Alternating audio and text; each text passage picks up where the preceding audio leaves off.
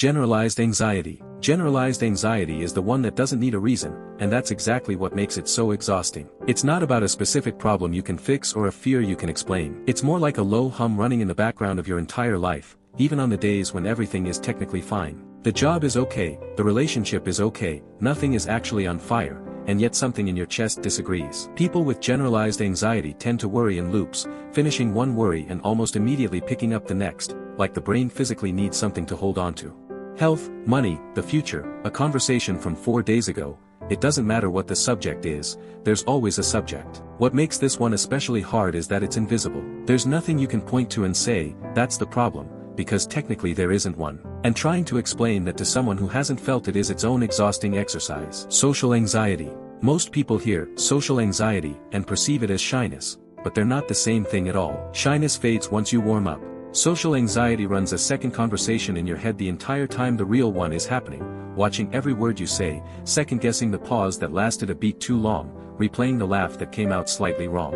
And it doesn't stop when you leave. If anything, that's when it gets louder. You go home and mentally rewind the whole thing, finding every moment you could have handled better, wondering what the other person thought, what they're still thinking. The particular cruelty of it is that the thing you want most, real connection with people, is the exact thing that triggers it. So every social situation becomes a choice between pushing through and paying for it afterward, or avoiding it and sitting alone with loneliness instead. There's no version that doesn't cost you something. Performance anxiety. You've done the thing before. You know you're capable of it.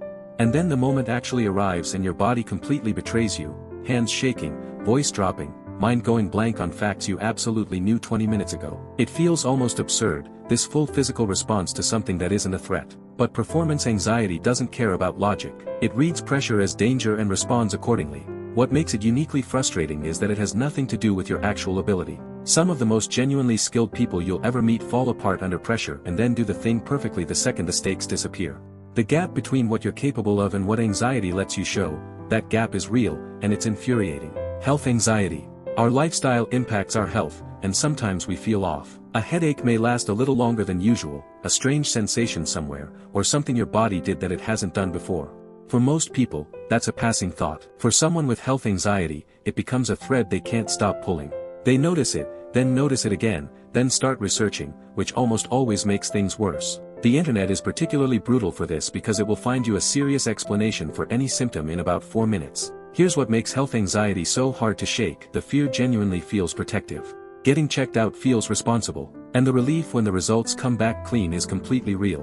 But that feeling of all okay does not last long, because people with health anxiety cannot stop overthinking. The symptoms may be replaced, they may start feeling pain or itching in any other body part. Separation anxiety.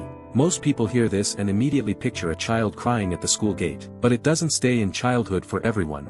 Some people carry it quietly into adulthood, never quite naming it, never understanding why certain moments hit harder than they should. It's that feeling when someone important to you goes quiet.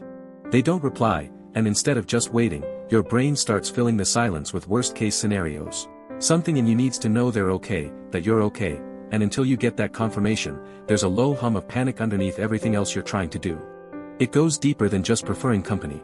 Being alone, especially when someone you care about is unreachable, feels genuinely destabilizing.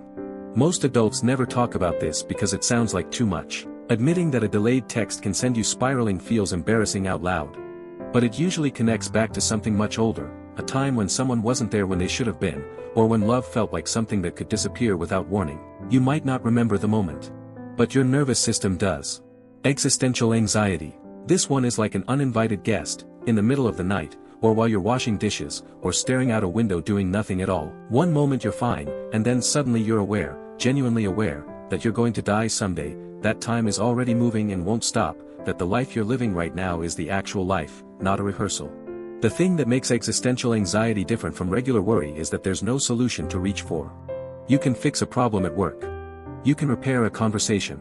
You cannot resolve being a temporary person in an enormous universe. So the feeling just sits there, with nowhere to go. Some people find their way to religion, or philosophy, or just staying busy enough that they never have to sit still with it. None of that is wrong. It's just different ways of living alongside something that doesn't leave. Anticipatory anxiety. This is anxiety about anxiety, and it's more common than most people realize. It's not just dreading an upcoming event, it's already knowing, in vivid detail, exactly how anxious you'll feel when you're there. So you make the call early. You cancel, or you don't RSVP, or you find a reason it won't work out, because skipping the thing entirely feels less painful than walking into something you know will be hard. From the outside that looks like avoidance, and technically it is, but it doesn't feel like a choice. It feels like a completely rational response to something that has genuinely hurt before. The real problem is that every time you avoid it, you also avoid the proof that you could have survived it. And without that proof, the fear stays exactly the size it was, or bigger. Panic disorder. Most people have heard of panic attacks, but panic disorder is a step further. It's not just having a panic attack, it's living in fear of the next one. The attack itself is brutal, heart pounding, chest tight, difficulty breathing, a feeling of complete unreality, sometimes a genuine belief that something is seriously wrong with you physically. It usually peaks fast and passes, but what it leaves behind is the dread. You start monitoring yourself, watching for early signs, avoiding places or situations where it happened before. The anxiety about the anxiety becomes its own separate, exhausting thing to manage, layered on top of everything else. High-functioning anxiety. This is the one that almost never gets named, because from the outside it looks like success. You're reliable, organized, on top of everything, quick to respond, never late, never dropping anything. People around you probably don't see anything wrong at all. If anything, they see someone who has it together. What they don't see is the reason behind all of it. The deadlines are never missed because missing one is terrifying. The inbox is always clear because letting it pile up feels unbearable. Organization isn't a personality trait, it's a coping mechanism. You've built something that works, something that even looks impressive, entirely on top of a fear that was never supposed to be load-bearing. And the hardest part of high-functioning anxiety is that it makes it nearly impossible to ask for help. You're fine, by every visible measure. So how do you explain that you're not? Anxiety doesn't look one way. It doesn't always announce itself with a racing heart or an obvious spiral. More often it's the loop you can't stop running, the room you leave before you're ready, the text you send to make sure someone's okay, and then the second one when they take too long to respond. Most people carrying it are functioning, working, showing up, getting through the day, and they've gotten so good at it that sometimes they forget the weight isn't something everyone else is carrying in equal measure. It is not a personal failing. It is not a choice. And it is far more common than the people living with it ever tend to believe, mostly because everyone around them is hiding it just as well.